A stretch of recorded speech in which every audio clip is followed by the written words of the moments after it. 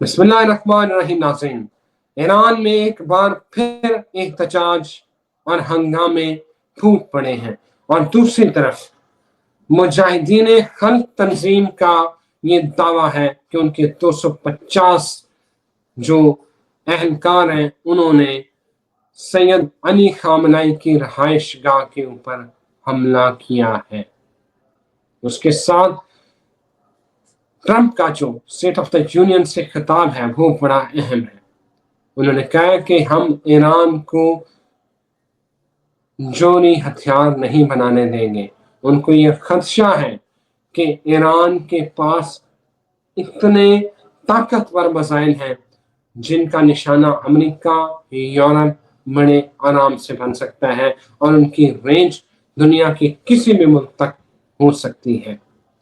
लेकिन इस वक्त ये जो खबरें आ रही हैं, ईरानी मीडिया ने इसकी तस्दीक की है सैयद अली खामनाई के घर पर जो हमला हुआ है उसके हवाले से, लेकिन एहतजाज एक बार फिर फूट चुके हैं। और दूसरी तरफ ट्रंप ने जो ये इंदिया दिया है कि अगर ये मुज़ाकरात कामयाब नहीं होते तो फिर हमला होगा। और दूसरी तरफ ये खबरें भी गर्दिश कर रही हैं कि पेंटागन ने ईरान पर हमले की मुखालफत की है। आखिर ये क्या खिचड़ी पक चुकी है, समझ से बाहर है। और दूसरी तरफ बड़ी अहम खबर, जो खुफिया एजेंसी के एहलकारों से प्यूटन ने जो बात की है वो बड़ी इंपॉर्टेंट है। उसने कहा है कि यूक्रेन और उसके इत्तेहादी जहां जा रहे हैं उसके बाद तबाही है। फ्रांस और बरतानिया खुफिया तौर पर यूक्रेन को जौहरी टेक्नोलॉजी दे रहे हैं और प्यूटन ने कहा कि इसका नतीजा बहुत खतरनाक निकलेगा। यूक्रेनी सदर ने कहा कि प्यूटन ने तीसरी जंग शुरू कर दी है। आने वाले दिन ये मार्च का महीना किस तरह होगा, क्या तब्दीलियां हो चुकी होंगी, ये जानते हैं the very famous business consultant, astrologer, religious scholar Mohammad Usama Ali मेरे साथ मौजूद हैं। उसामा साहब, ये क्या मामला लग रहे हैं, एकदम से लावा फट रहा है, फट चुका है बल्कि, तो क्या लग रहा है ये मार्च के महीने में कितनी तब्दीलियां आ चुकी होंगी?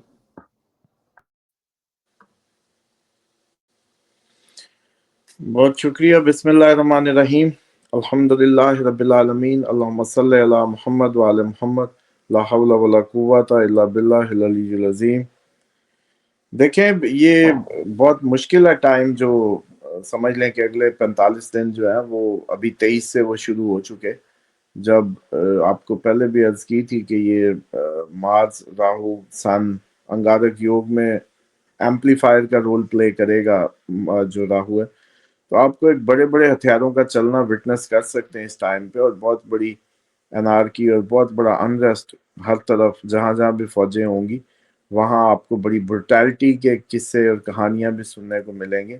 दूसरा, ह्यूमैनिटेरियन साइन में जो ये लग रहा है सब कुछ, और गिरन भी इधर ही लगा, तो उसकी वजह से आपको इंसानी कोई अलमिया भी जन्म ले सकता है इस टाइम पे, जो आप लोगों को गजा टाइप एक दफ़ा फिर दिल आपके दहल जाए और पूरी दुनिया इसको जैसे कहते हैं कि इसमें चीख उठे, और आपके लीडर्स इमोशनली बड़े जैसे कहते हैं मुंह से झाग निकालते नजर आए, बड़ा इमोशनल सीन्स देखने को मिले। और ये हाइट जब टच करेगी 3 मार्च के बाद, इसमें मजीद शिद्दत आ जाएगी।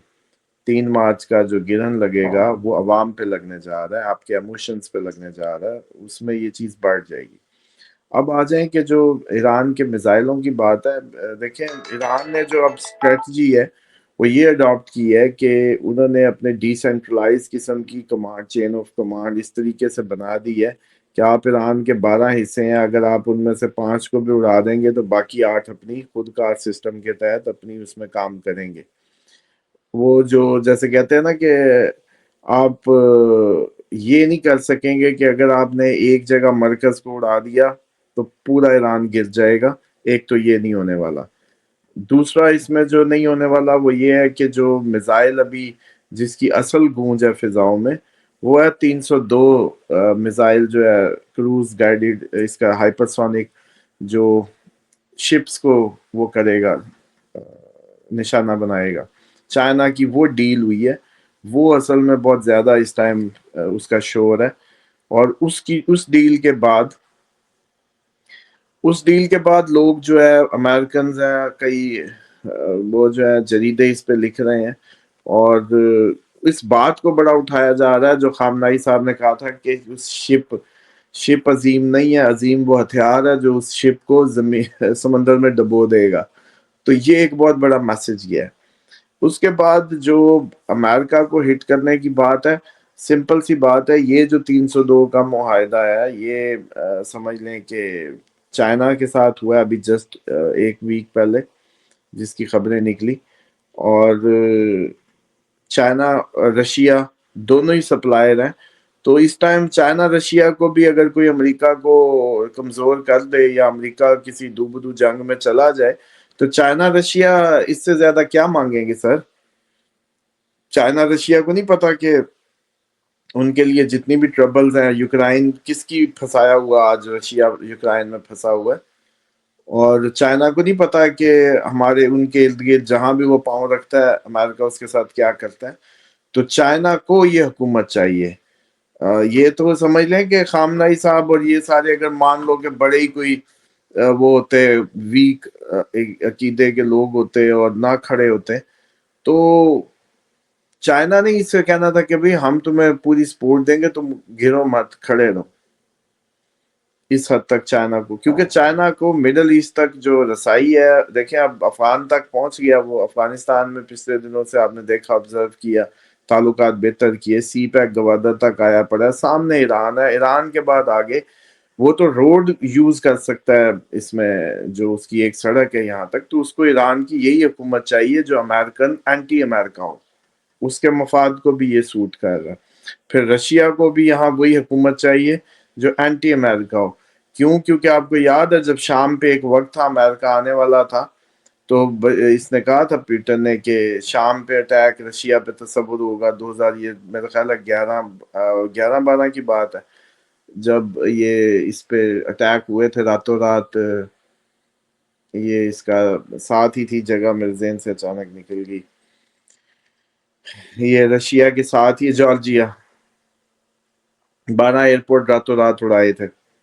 تو اب بھی بات یہ ہے کہ یہ پورا بلاک اصل میں اب اپنے آپ کو اس بات کو ریلائز کر گیا ہے کہ امریکہ کو اس خطے سے دھکیلا جائے.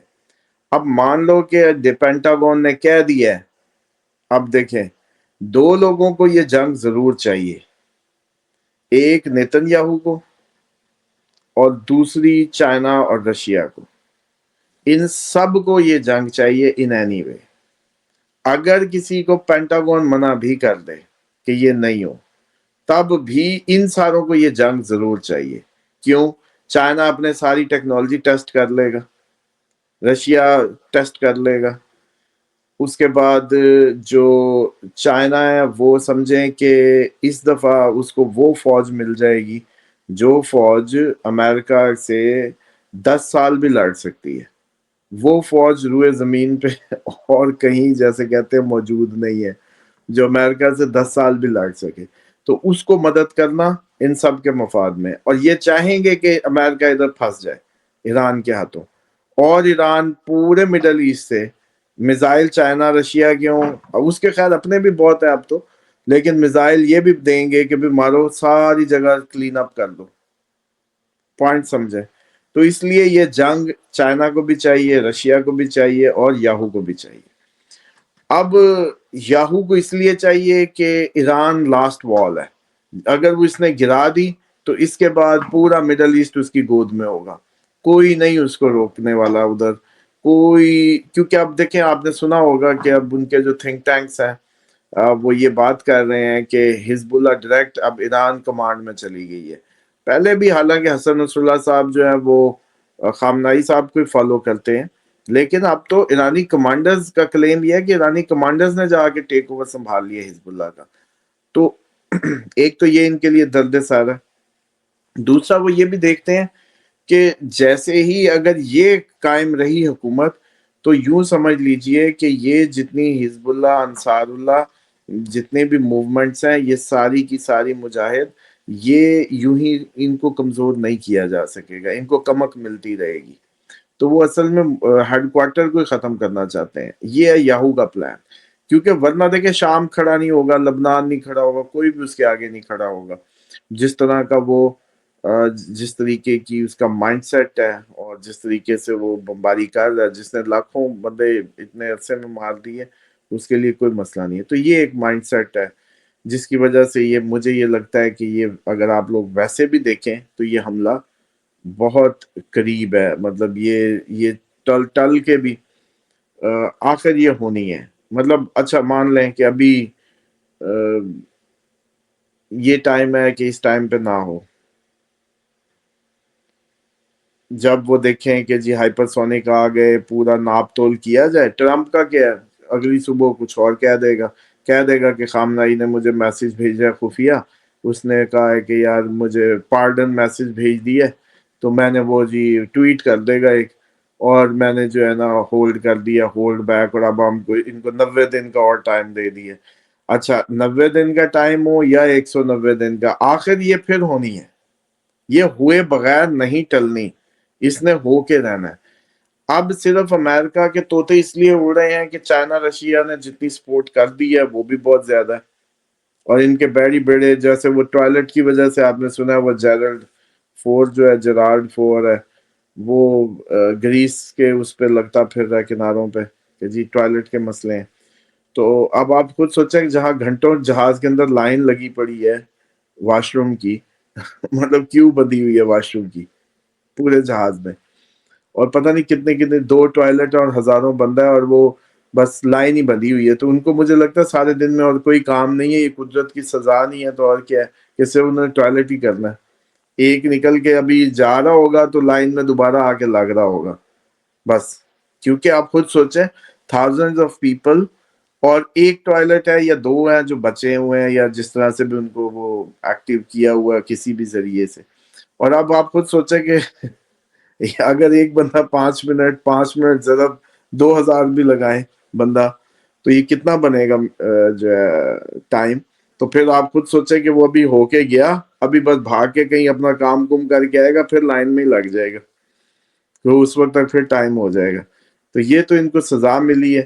بہرحال اگلی بات جو ایکچوئل یہ ہے، ایسٹرالوجیکلی اگر یہ دن ہم سب نکال گئے، بہت بڑی بلیسنگ ہوگی پاکستان کے لیے، ایران کے لیے. میکسیمم جو ٹربل ٹائم ہے اس پورے خطے کے لیے وہ ہے اپریل تک. اپریل کے بعد بہت کچھ ایسا ہو چکا ہوگا کہ لوگ اس سال وہ دن دیکھیں گے دوبارہ، کہ دوبارہ سے گھروں میں قید، آئسولیشنز میں. اور وہ اب پتہ نہیں، مجھے تو یہی ڈر لگتا ہے اس حالت کو دیکھ کے کہ ایٹمی حملہ ہی نہ ہو جائے کہیں، جو صورتحال بنی ہوئی ہے. کیونکہ اب ایٹمی حملہ بھی کوئی بڑی بات نہیں ہے، کہیں بھی ہو سکتا ہے. اور اس کی تابکاری سے بچنے کے لیے کوئی گھروں میں ہے، یا کیا ایسا بیماری یا وبا پھوٹ گئی ہے. مطلب لوگ جون میں نہیں تو اگلے سال نومبر، دسمبر، جنوری، تو پھر اسی کا ہی ٹائم ہوگا جس ٹائم پہ موسٹ پروبیبلی دوبارہ اس طرح کی سچویشن، آئسولیشن، وہ سب کچھ. اور اس میں ایک اور چیز بھی میں بتا دوں کہ اگر کچھ سکھ کے دن آئے ابھی، اللہ ماہ مبارک کی برکت سے محفوظ رکھے ایران کو، اگر یہ دن گزار بھی لیے انہوں نے، بڑی اس سے ماہ رمضان کا ایج مل گیا، تو پھر اس سال کے اینڈ پہ جب یہ آئے گا ٹائم، نومبر، دسمبر اور جنوری، فروری، یہ پھر ایک بڑا ٹائم ہوگا دوبارہ. تو جان ایسے چھوٹنے والی نہیں ہے، یہ جنگ ہو کے رہنی ہے. اور آپ کی بھی جو تیاریاں پکڑیں آپ لوگ، جو اب کہا تھا نا پاکستان افغانستان میں گھسے گا، تو اب آپ یہ تیاریاں پکڑیں کہ اب انڈیا کا بھی وقت آ گیا.